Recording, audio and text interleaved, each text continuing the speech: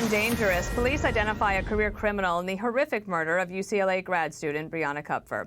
She was stabbed to death while working at a furniture store in Los Angeles. The suspect, 31-year-old Sean Laval Smith. Police are warning if you see him, do not approach.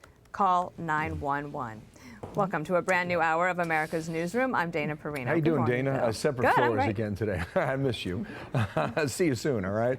I hope. I'm Bill Hemmer. Good morning. Police saying that Smith was seen walking around the neighborhood, entering several stores before going into the shop where Brianna was working by herself at night. About half an hour later, this surveillance video showed him calmly buying a vape pen at a nearby 7-Eleven about 4 miles from the crime scene. Smith has a long and extensive rap sheet for dozens of crimes in 3 different states. What you're seeing are mugshots taken over a period of 10 years. So at the time of Brianna's murder, he was free on a $1,000 bond. The reward for information leading to his arrest, now $250,000. Her father blaming her death on the far-left policies of soft-on-crime political leaders. I'm not blaming anybody by name. I blame what's endemic in our society right now is that everybody seems to be oriented on giving back rights and bestowing favor on people that rob others of their rights. That was the line, right? Giving people rights who rob others of theirs. It's not supposed to work that way in a system that's effective, Dana. And when you look at somebody who was arrested that many times, that many mugshots over the years, maybe they didn't rise to the level of needing to be put away in prison for a long time. But I think we're all going to have to rethink this. And more on this now with Los Angeles County Deputy District Attorney John McKinney. Thank you so much for being here today. What more do you know about the possibility of the capture of this guy?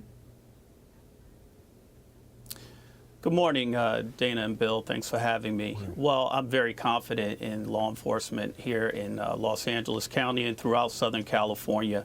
Law enforcement is very good at finding people, and the fact that they have very clear images of him, I think, will lead to an arrest pretty quickly. And what is the status of that now? Here's the description: 6'3", 190 pounds, short dreadlocks, a white face mask, wearing dark clothing, and a backpack, orange sunglasses. There's a tip line as well for our viewers at home, 213-382-9470. Have you gotten tips at this point, sir? Well, you know, I'm a Los Angeles County Deputy District Attorney, and as such, we usually aren't privy to the facts and circumstances of the investigation until the case is formally presented. So what you know is what we know at this point. I'm sure the Los Angeles Police Department has some information that they are not revealing to the public along with that, which they are. As a prosecutor, when you look at all of those arrests, what do you make of that, right? Because you look at that over the course of several years, arrested that many times?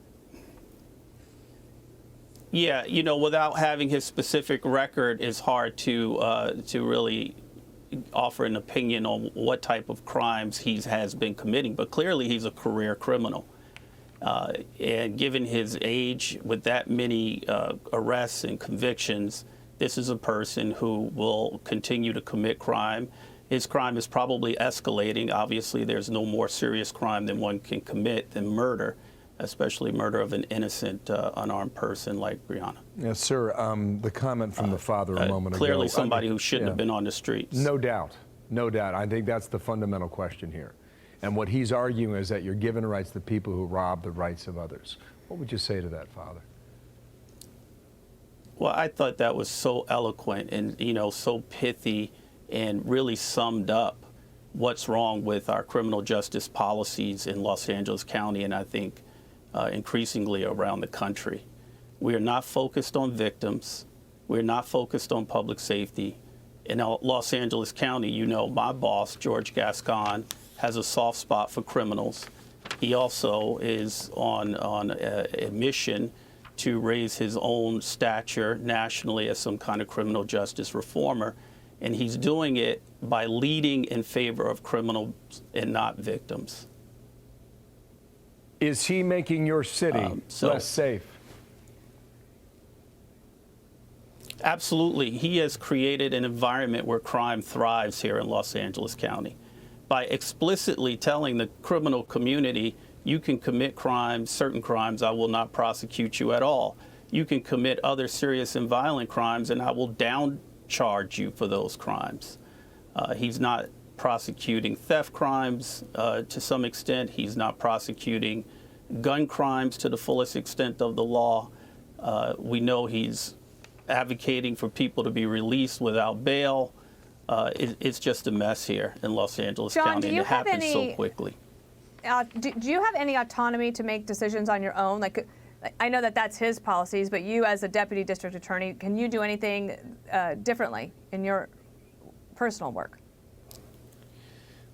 Well, as deputies, we're all sworn to carry out the policies of the elected official. Got it. So we work, hundreds of us go to work every day, and we try to mete out whatever justice we can within the parameters set by George Gascon.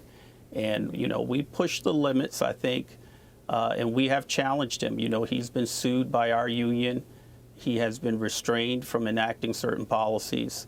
And so we do the very best we can every day. In this case of Ms. Kupfer, it's just heartbreaking and infuriating. And I can tell you that from prosecutors to police officers, we're looking for a better day for sure.